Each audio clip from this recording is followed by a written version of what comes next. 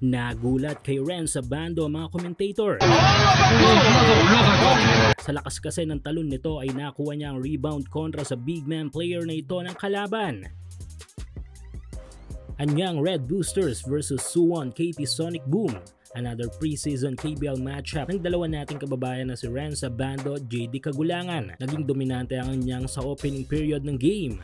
Pero sa mga last minutes ng first quarter ay nakagawa ng run ng Suwon para matapyasan ang kalamangan na naikamada ng Red Boosters. Mukhang ramdam na ang sinabi noon ng head coach ng anyang kay Abando na mababa ang mga may bibigay na minuto dito sa game.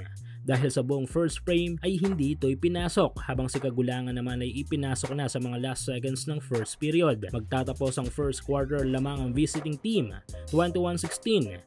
Second period ay patuloy ang magandang opensa ng anyang sa tulong ng kanilang import na si J.O. Bryant at ang Korean national team player na si Pyo. Halfway ng second frame, pangiti-ngiti na lang ang coach ng Suwon nang makagawa ng back-to-back 3-pointer ang mga player nito at maibaba sa 7 puntos na lang ang lamang ng Red Boosters.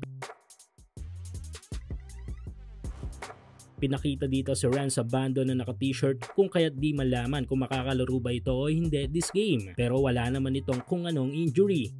Under 4 minutes ay mainit pa rin ang shooting ng Suwon lalo na sa labas. Kaso pamatay sunog ang inside offense na ito ni Kim Jong-kyu. Pero magtatapos ang second quarter na hawak pa rin ng visiting team ang kalamangan 41-33. Still no Renz Abando.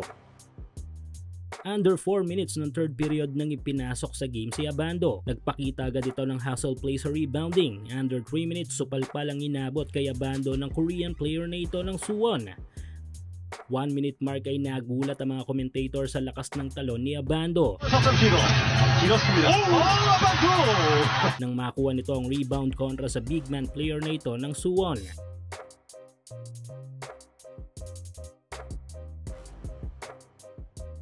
Pero panggulat din ang ginawa ng isa pa nating kababayan na si JD Kagulangan nang magawa niyang 4 points play na ito. Baba na lang sa 4 ang lamang ng Red Boosters. Mukhang malamig pa sa opensa sila kay dito. Magtatapos ang third frame na mapapasakamay na ng home team ang kalamangan sa pamamagitan ng buzzer beater 3-pointer na ito. 58-57. Fourth frame ay naging mainit pa rin ang opensa ni JD Kagulangan.